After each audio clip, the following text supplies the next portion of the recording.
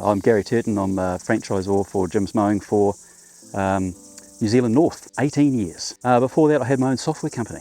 I imported software and sold it to councils, consulting engineers, universities. It went great, but a bit too stressful.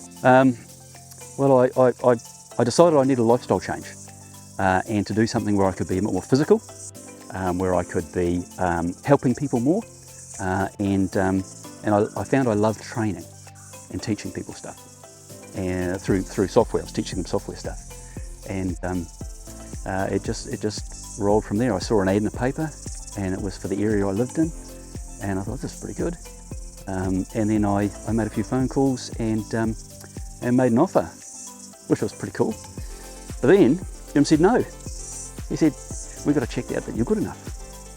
I thought this is a bit weird, because I was waving a big fat check, and you think you wave a big fat check, people just say yes. I said, "No, you've got to come to Australia. You've got to spend a week figuring out, and we'll figure out if you're good enough, and you'll learn how we work." And I thought, "Oh, okay, cool. I'll do that." Went to Oz, did the course, and what I thought was it was just a formality, but it wasn't. On the Thursday, the guy running the course actually stood up at the start of the day and said, "You guys might notice this guy and this guy, they're not here." I had a chat with them last night. Said, "Yeah, they're not the sort of people that we want in gyms." And I was blown away by that, because they'd be waving big fat checks too. Right. But it really emphasised for me how seriously they took it, because those guys had already stood out as not actually being open, trusting, and particularly caring. And I didn't think they were going to be good franchisor candidates. So I was wrapped. And then we're away into it. But in those days, we didn't have enough work, quite frequently, and if an unserviced job came through, I'd be running around finding a guy who I knew maybe could do with a bit more work, and made a mistake in not asking for it, saying, "Hey, take this unserviced job." Right? Now we're getting thousands of unserviced jobs a year, so totally changed. And people seek out gyms now. Before we were advertising, and now everyone knows us. We've got so many trailers out there, people just see us everywhere. Well, it's hard to tell, really. It's nothing magic, except that all the guys do great service, and we hammer home good service. That comes from Jim. We hammer home good service, and the systems are there to make sure that if there are mistakes, they get picked up on and fixed, and guys get retrained. So good service, people talk, people see the brand, people see the face. I was talking to a prospect this morning, and he said, "That's magic, that just stands out everywhere. It's a unique brand, it captures my attention, and I can tell that the guy's honest." Yeah, so accountability is what it's all about. You see a lot of people run small businesses, and they're not accountable to themselves, they're not accountable to the customers, because they just go, "Oh, forget about that," or they get too busy, and because they're so busy, they just don't care about keeping the standards up. And so in gyms you have accountability, right? If a customer has a problem, they can call the call centre. The call centre puts a message out to the gym that says, "Hey, there's a complaint," or there might be a complaint. A copy comes to the franchisor, right? And the franchisor then is making the franchisee accountable, right? And they will then do the right thing, which comes back to giving great service in the end. Everyone makes mistakes from time to time, but it's how you then respond and fix it that counts. Yeah. So mowing's, it is the core, but mowing is just one small part of what we do. We can look after people's entire properties. Mowing, weeding, gardening, spraying, fertilising. Guys will have some handyman skills often, and they'll maybe do some cobblestones or some water blasting, or maybe put up a little handrail. I've done a couple of handrails myself, because I still mow a bit. But then there's hedges and plantings and those sort of things that you can do. Everything around the property. I think of a franchisor as being a business coach, right? And we're there to coach them how to run a business. I set up my first business when I was 32, and I knew nothing about business. I was quite good at the technical stuff I did, but I knew nothing about business. You have to learn, and you make mistakes. And things even like setting up a company, paying tax, keeping track of your earnings so that you have money available to pay tax. It's all stuff that everyone is in business needs to know. And as a franchisor, you're just there, just giving them a little prompt. Make sure you're checking this thing. How have you gone with that thing? Do you need some help with this? And make sure that while they will make mistakes, the mistakes aren't as big or as bad as the ones that I made. Well, not so much a corporate IT background, but a consulting engineering background. Yeah, consulting engineering background, and you jump into something like this for yourself, and you have to become a jack of all. You know, you've got to cover a whole lot of bases instead of just being specialised. So when they come into gyms, they're given a very thorough induction. You know, a whole week of business, ethics, IT, systems, even before you start to do the actual mowing stuff, to give them the basics. You know, so they've got a foundation they can build on.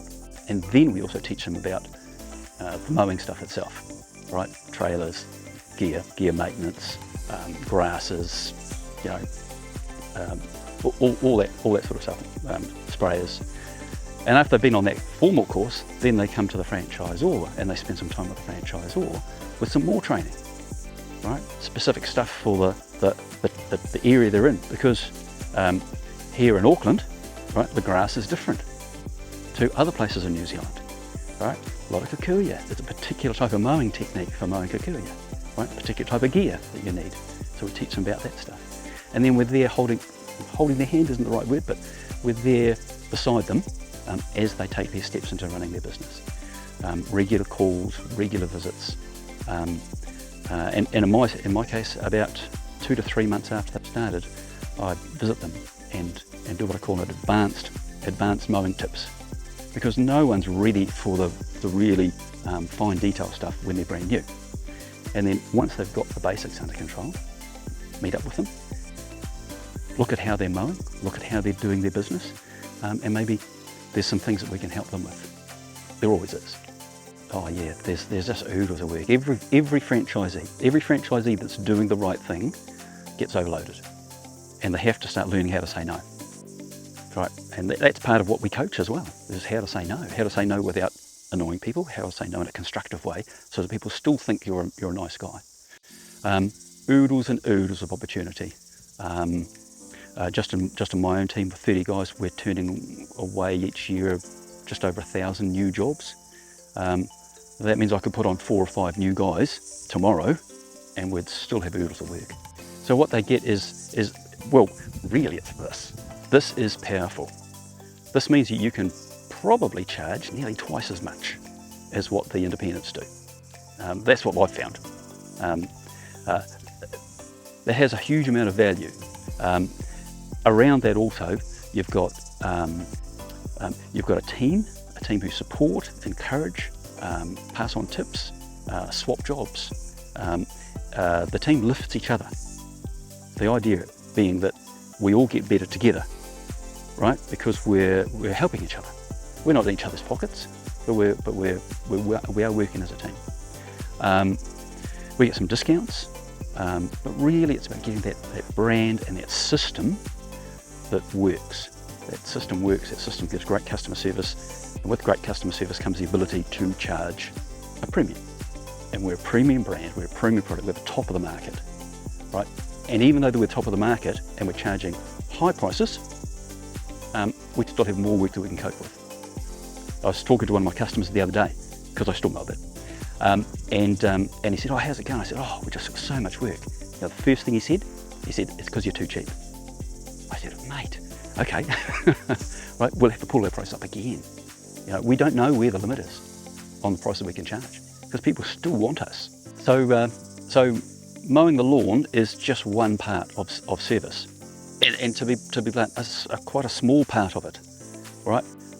Yes, you do your job, but your job is not actually mowing the lawn. Your job is actually customer service. And if you switch your focus so that your focus is on customer service, which means when someone calls you, you call them back, or you message them. You make some effort to contact them reasonably quickly, right? If they expect you at a certain time, you're there at a certain time, right? If you've got a schedule that you've committed to, you keep to it, right? If you're going to do a range of jobs on a site, you do all the jobs. If you run out of time, which sometimes happens, you let them know. Simple stuff. That's customer service, and that's our business. We have been around for a long time. We've been around for a long time. People all know gyms, and the demand is just growing and growing. It's phenomenal how much it's grown. The biggest thing that I've seen happen with gyms is the adoption of technology, and using technology to make our jobs easier. Using the smartphones for direct messaging to people, but then using the smartphones for the apps, right? Big commitments to search engine optimization on websites so that people can find us easily. That stuff was all making our job easier. There's massive room to grow, massive. We've only scratched the surface. People don't want to mow their own lawns and do their own gardens. That's just how they are, and less want to do it, and we're the people to fill that gap for people who want good service and are prepared to pay a reasonable price for it. One guy really stands out. He had a very responsible job, ran a team, highly technically specialised, but he would have to leave home really early in the morning, drive through traffic for up to a couple of hours, do his job, drive through traffic for another couple of hours, and he wasn't his best person when he was at home. He decided he had to make a change, joined gyms, and he's making almost the same money, but he sees his kids off in the morning and he's there in the afternoon for dinner at the same time. He's got flexibility with his time, and it's just a complete lifestyle change. Just fantastic. Relationships with his kids, with his wife, with himself, are just so much better. Is there many stories like that with your franchisees? Yeah, most of them are like that. One of the other ones at sort of the other end of the scale was a young guy who had a couple of kids and nothing, no assets, renting house, and he borrowed the money off his parents to buy his franchise. And then he worked his butt off. He worked real hard, a little bit too hard, right? Just about made himself ill, but he worked really hard because his goal was to buy a house. After 3 years, he'd built his business up so big, he was able to sell it off as 3 splits, and the money that he had made, and go and buy a house in Tauranga. Right? Fantastic. Absolutely fantastic. Oh yeah, a split is where you have a big business, you've grown your business big, probably a bit too big, you're a bit too busy, and so then you just divide it and sell off a chunk of it as a going concern business. Because it's going, everything's in place, it's really easy for a new person to come in and take that and then build it to where they want to go. Yeah, so they can buy a brand new business with no customers, I call it a naked business, and build from there. Of course that's a lot cheaper. Or they can buy a small starter business with a few customers, a little bit more expensive. Or they then start looking at buying maybe a split, or even a full business. Each one of those, different price because you're getting different value, right? But each one of them, there's support systems around them to help them build their business where they want to go. Oh, just give us a call.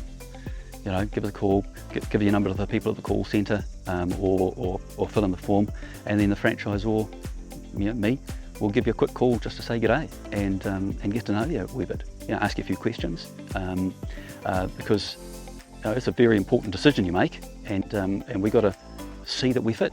That you're going to fit with us, and that you like us as well. Yeah, really important. Before you get too far down the track, go out for a day or 2 days. I've had some guys go out for multiple days, just to see that you really do like it. It'd be horrible to go all the way down the track and then go out and start mowing and find, actually I don't like mowing lawns. But most of the guys have what I call this mindset of being a bit of a lawn tragic. Just love mowing lawns. I love mowing lawns, right? Sitting on the ride-on or walking behind a mower with a radio playing on the earphones and listening to stuff, and just mowing grass. Maybe it's the smell, maybe it's the way it looks afterwards. I don't know, but it's lovely. Most of my guys tend to be white collar. They've spent 20 years inside, They spent 20 years staring at a computer, right? Looking at 4 walls, having 6 bosses, you know, all telling them different things to do. And they tend to go, is this it? You know, am I going to spend the next 20 years doing this? Surely there's something better to do. You know, I like being physical, I like being outside. And so they see running a mowing business as a way to use their actual skills that they've got of self-management, people management, time management, take those skills and their interest in being outside and run a business for themselves and have freedom. That's what they look for: freedom, choice, flexibility, right? And time with their family, right? I'm a mountain biker. Yeah, that's my pet hobby. Yeah, and I can still keep up with my 17-year-old. He's my youngest, and I still keep up with him just. He's got a bit fitter recently. And so that's great fun, you know. Mowing keeps me fit. I go do the mountain biking and tramping and walking. So it's kikuya. Yeah, kikuya grass, a very hardy, very fast growing brute of a grass. And so we just have to really work hard on keeping it under control. A lot of people in newer subdivisions will get lawns laid of a fescue or maybe even a ryegrass, usually tall fescue, and that takes a different type of care. But to be blunt, you're just about wasting your time trying to plant anything else, because the kikuya will get in unless you spend hundreds and hundreds of dollars really maintaining that tall fescue, you know, at a premium level all the time. So yeah, so the kikuya grass survives just about anything. Survives droughts, survives wet, goes across sand, clay, all sorts of stuff, right? And just keeps growing. And then when we hit the spring flush, it goes absolutely nuts and produces heaps and heaps of clippings that we've just got to keep under control. Well, I've been quite lucky in the northern part. We haven't had a lot of direct impact. Mainly we were things like, you know, for instance, you know, after the big storms, I went around and visited some of my customers, the older customers, or customers who were at holiday homes, and just popped in just to check everything was okay, and then flicked them a message to reassure them everything was all right. But no direct impact for us. You know, we've been quite lucky. So if you're interested in more info, you've got nothing to lose. Just give us a call, 0800 454 654, or go to the website and fill in the details, www.jimsmowing.co.nz, and then one of the franchises will be in touch.